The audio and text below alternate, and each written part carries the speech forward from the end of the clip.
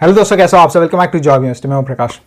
बहुत सारे कैंडिडेट्स हैं जो बैंकिंग एग्जाम्स को लेकर या बैंकिंग जॉब्स को लेकर नेगेटिव बातें फैलाते हैं। बहुत सारे लोग ऐसे भी हैं जो ऑलरेडी बैंक्स में वर्क कर रहे हैं, लेकिन वो अपनी रिव्यू वगैरह बहुत गलत देते हैं, बहुत नेगेटिव देते हैं, जिसके कारण जो कैंडिडेट्स ऑलरेडी तैयारी कर रहे हैं, जो फोकस्ड होकर प्रिपरेशन कर रहे हैं, उनके माइंड में एक नेगेटिविटी आ जाती है। कहीं ना कहीं देखिए, कई बार ऐसा होता है जब भी आप नेगेटिव बातें किसी भी चीज़ के बारे में अगर नेगेटिव बातें सुनोगे तो माइंड में कहीं ना कहीं वो चीज़ें कैच कर लेता है, क्योंकि हमारी माइंड की आदत ही ऐसी है कि पॉजिटिव बातों को इग्नोर कर देगा और जो नेगेटिव बातें रहती हैं उसे ये एक्सेप्ट कर लेता है, उसे ये बहुत जल्दी कैच कर लेता है।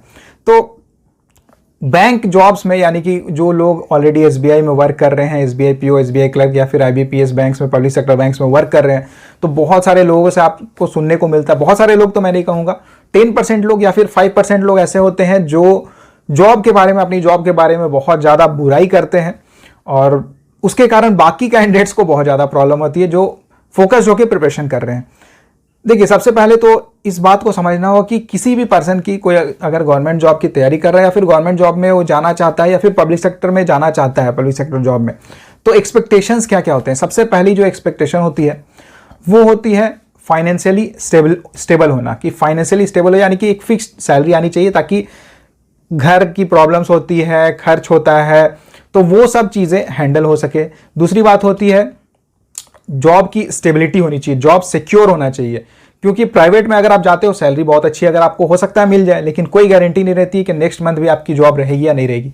लेकिन अगर किसी आप पब्लिक सेक्टर में और अंडरटेकिंग में अगर आप ज्वाइन करते हो या फिर सरकारी जो स्टेट गवर्नमेंट, सेंट्रल गवर्नमेंट होती है, उन जॉब्स में अगर आप जाके ज्वाइन करते हो तो आपको एटलीस्ट माइंड में इस चीज़ से आप फ्री हो जाओगे कि आपकी जॉब चली जाएगी या फिर किसी माइनर चीज़ के कारण आपको निकाला जा सकता है। तो ये सब चीज़ें नॉर्मली नहीं होती और यही कारण होता है कि मैक्सिमम लोग गवर्नमेंट जॉब की तरफ आना चाहते हैं। दूसरी चीज़ होती है वर्क लाइफ बैलेंस, क्योंकि अगर देखिए अच्छी सैलरी, एक तो आज के टाइम में अगर आप देखोगे तो प्राइवेट के कंपैरिजन में जो गवर्नमेंट ऑर्गेनाइजेशंस हैं या फिर जो पीएसयूज है, ये काफ़ी अच्छी सैलरी ऑफर करती है। साथ ही साथ यहाँ एक बहुत ज़्यादा एक्सपेक्टेशन लोगों की रहती है वर्क लाइफ बैलेंस को लेकर, कि कम काम रहे, वर्क बहुत ज़्यादा स्ट्रेस न रहे लाइफ में, वर्क थोड़ा कम भी रहे, वर्कलोड कम रहे, एंड वर्क लाइफ बैलेंस अच्छा होना चाहिए। इस चीज़ को लेकर बहुत ज़्यादा एक्सपेक्टेशंस जग जाती है मन में। साथ ही साथ सोशल रिस्पेक्ट तो रहता ही है, ऑब्वियसली गवर्नमेंट जॉब में अगर आप रहते हो तो आपकी रिस्पेक्ट रहती है, सोशल स्टेटस भी आपका रहता है। ग्रोथ एंड लर्निंग भी बहुत लोगों की रहती है कि अगर मैं किसी जॉब में जा रहा हूँ तो कंटिन्यूस ग्रोथ होनी चाहिए, यानी कि रेगुलर प्रमोशंस होने चाहिए। साथ ही साथ लर्निंग होनी चाहिए, यानी कि नई नई चीज़ें सीखने को मिले।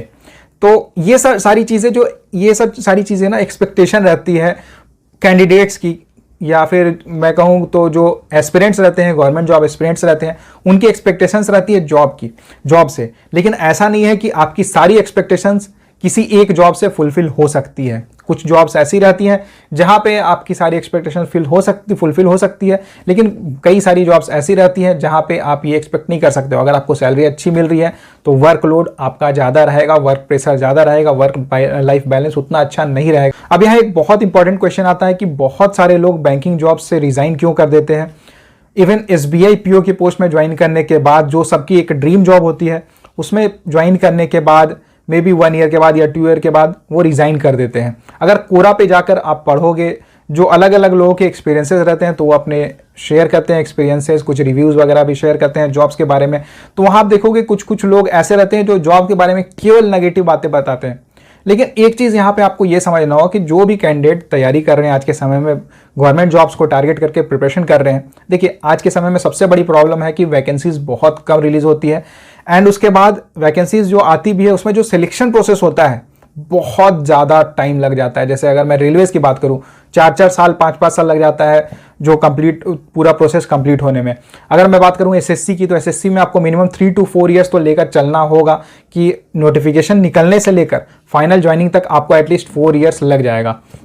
ऐसे में क्या ऑप्शन बचता है आपके लिए? ऑप्शन बचता है बैंकिंग का, क्योंकि बैंकिंग में एक चीज़ ये है कि आज अगर आप जनवरी में, इस ईयर अगर आप जनवरी में जॉब की प्रिपरेशन स्टार्ट करते हो तो नेक्स्ट ईयर, अगर आप अच्छे से प्रिपरेशन करते हो तो नेक्स्ट ईयर जनवरी तक आपके हाथ में एक जॉब रहेगी। क्योंकि लगातार बहुत सारे एग्जाम्स होते हैं, RRB clerk, RRB PO, IBPS clerk, IBPS PO, SBI clerk, SBI PO, इसके अलावा भी बहुत सारे बैंकिंग एग्जाम्स होते हैं। एंड सब में जो एग्जाम का पैटर्न रहता है, जो सिलेबस रहता है, ऑलमोस्ट सेम रहता है। तो अगर आप एक बार प्रिपरेशन कर लेते हो बैंकिंग जॉब्स की तो सारे एग्जाम्स की प्रिपरेशन एक साथ हो जाती है। किसी एक एग्जाम में अगर आपका लक साथ दे दिया तो आपकी एक जॉब हो जाती है। ये चीज बाकी सेक्टर्स में देखने को नहीं मिलती है। रेलवेज की बात करो या फिर आप एसएससी की बात करो तो वहां पे आप कोई गारंटी नहीं दे सकते हो, और ऊपर से दूसरी चीज ये होती है कि उसमें काफी टाइम टेकिंग प्रोसेस होता है। तो अब कितना कोई अगर कैंडिडेट हो जो प्रिपरेशन कर रहा है, उसकी फाइनेंशियल कंडीशन उतनी अच्छी नहीं है घर की, तो वो कितना वेट करेगा। तो बेहतर ये रहता है कि सबसे पहले जो हाथ में मिल रहा है पहले उसे ग्रैब करो। सबसे इंपॉर्टेंट तो यही रहता है, माइंडसेट तो यही होना चाहिए कि पहले जो हाथ में मिल रहा है उसे पकड़ लो, फिर लेफ्ट हैंड खाली रखो, उससे और मेहनत करो, आगे बढ़ो।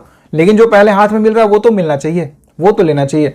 तो इसलिए यही चीज होती है। बहुत सारे लोग ऐसे हैं जो इसी कारण से बैंकिंग जॉब में घुस जाते हैं, बैंकिंग सेक्टर में घुस जाते हैं। उनके बैंकिंग सेक्टर से कोई इंटरेस्ट नहीं होता है। वो बैंक में इवन क्लर्क पीओ की जॉब क्या रहती है उनसे कोई मतलब नहीं है। बस उनका है कि भाई फाइनेंशियल स्टेबिलिटी आ जानी चाहिए, सिक्योर जॉब हो गई, सैलरी अच्छी आ रही है, बस अपना काम हो गया। अब लोगों को ये लगता है कि भाई अगर तुम्हें रिजाइन ही करना था 2 साल बाद जाके तो तुमने ज्वाइन क्यों किया। तो भाई एक चीज आप ये समझो कि किसी भी जॉब में अगर आप जाते हो, इवन अगर मैं प्राइवेट सेक्टर की बात करूं तो प्राइवेट सेक्टर में ऐसे बहुत सारे लोग रहते हैं जो एक साल में 3-3, 4-4 जॉब्स स्विच कर लेते हैं। तो क्या वो गलत कर रहे हैं? नहीं। अगर उनकी एबिलिटी है, अगर उनमें क्वालिटी है और कोई और ऑर्गेनाइजेशन उन्हें अच्छा सैलरी दे रही, अच्छी सैलरी दे रही है, अच्छी सैलरी ऑफर कर रही है, तो ऑब्वियसली उन्हें जाना चाहिए। और यही चीज हर सेक्टर में लागू होती है, चाहे वो बैंकिंग सेक्टर है या कोई भी सेक्टर है। तो बैंकिंग जॉब्स में ही बहुत सारे कैंडिडेट्स को अगर आप देखोगे तो आईबीपीएस पीओ, आईबीपीएस क्लर्क या एसबीआई पीओ, एसबीआई क्लर्क के पोस्ट में ज्वाइन कर लेते हैं एंड उसके बाद वो कंटिन्यूसली प्रिपरेशन करते रहते हैं। किस जॉब की प्रिपरेशन करते हैं? आरबीआई की, आरबीआई ग्रेड बी हो गया, नाबार्ड हो गया, सेबी है, सिडबी है, या फिर डायरेक्टली यूपीएससी की प्रिपरेशन करते हैं, या एसएससी सीजीएल जैसे एग्जाम्स की प्रिपरेशन करते हैं। कहीं भी अगर सिलेक्शन हो जाता है तो वो रिजाइन करके वहां चले जाते हैं। लेकिन एक चीज ये गलत होती है कि कुछ लोग ऐसे हैं जिन्हें जॉब पसंद अगर नहीं है तो वो बहुत ज़्यादा नेगेटिविटी फैलाते हैं कि ऐसा हो रहा है, वैसा हो रहा है, जॉब में ये करवाया जा रहा है, हम 10 घंटे काम कर रहे हैं, 8 घंटे काम कर रहे हैं। अब इसके लिए भी बहुत लोग उसमें कमेंट करते हैं कि भाई इतनी अगर तुम्हें प्रॉब्लम है, इतनी ज़्यादा अगर तकलीफ है तो रिज़ाइन कर दो। तो भाई कैसे वो रिज़ाइन कर सकते हैं आप ही बताओ। अगर उन्हें उनकी फाइनेंशियल कंडीशन उतनी अच्छी नहीं होगी, अगर अच्छी भी है तो भी अगर हाथ में एक जॉब है, अच्छी सैलरी आ रही है, 60,000 to 80,000 अगर आपकी मंथली इन हैंड सैलरी आ रही है और आपकी कोई अल्टरनेट ऑप्शन आपके पास नहीं है, सोर्स ऑफ इनकम अल्टरनेट कुछ नहीं है, तो ऑब्वियसली आप रिजाइन करके बिल्कुल भी नहीं जा सकते हो कि अचानक से आपका मन हुआ आपने रिजाइन कर दिया। तो ये पॉसिबल नहीं है। चाहे तो आपको वो जॉब अच्छी लग रही हो या खराब लग रही हो, आप तो वहीं रहोगे। तो और यही चीज होती है बहुत सारे कैंडिडेट्स के साथ, बहुत सारे लोगों के साथ जो ऑलरेडी बैंकिंग सेक्टर में वर्क कर रहे हैं, लेकिन अब उन्हें जॉब तो पसंद नहीं है, तो सैलरी अच्छी मिल रही है तो छोड़ भी नहीं सकते हैं। तो बाहर निकल के क्या करेंगे, वो नेगेटिविटी फैलाएंगे कि यार जॉब ऐसी है, ये करवाता है, वो करवाता है। उनसे आप मुंह पे बोल दो कि भाई इतनी तकलीफ है तो छोड़ दो, तो बोलेंगे नहीं जॉब कैसे छोड़ दूं। तो वही बात हो जाती है यहाँ पे।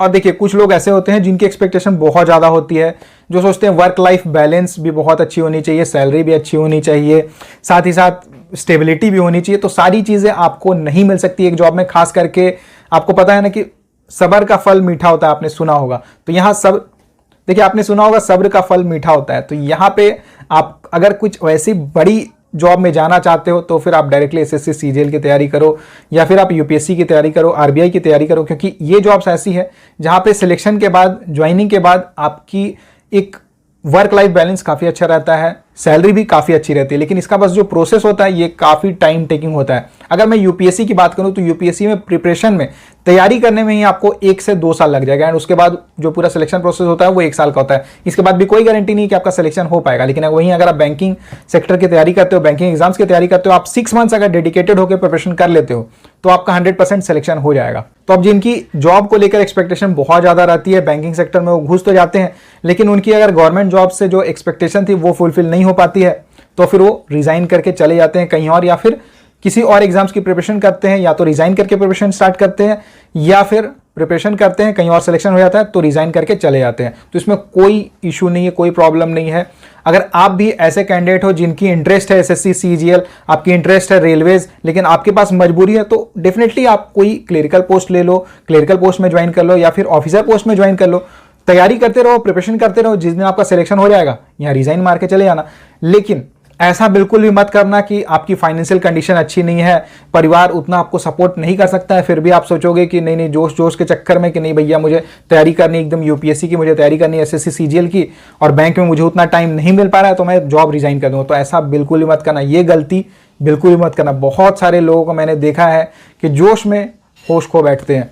IBPS PO की अच्छी खासी जॉब रहती है, अच्छी खासी सैलरी रहती है, SBI PO की अच्छी खासी जॉब रहती है, अच्छी खासी सैलरी रहती है, लेकिन SSC CGL करना है, UPSC करना है, RBI करना है, उसके चक्कर में जॉब रिजाइन कर देते हैं। और उसके बाद फाइनली अगर आप उनसे पूछो तो बोलोगे कि नहीं अभी तक तो कहीं जॉब नहीं लगी, कहीं सिलेक्शन नहीं हो पाया। तो ये गलती बिल्कुल ही मत करना। अगर आप ऑलरेडी कहीं जॉब कर रहे हो, बैंकिंग सेक्टर में अगर आप जॉब कर रहे हो तो पढ़ाई करो, जितना भी टाइम मिल रहा है उतना ही पढ़ाई करो। क्या कर सकते हो, उतना हर चीज़ तो पॉसिबल नहीं है ना। पढ़ाई भी आप चाहोगे कि मैं जॉब भी करूं, पढ़ाई भी करूं, तो वो सबके लिए पॉसिबल नहीं है।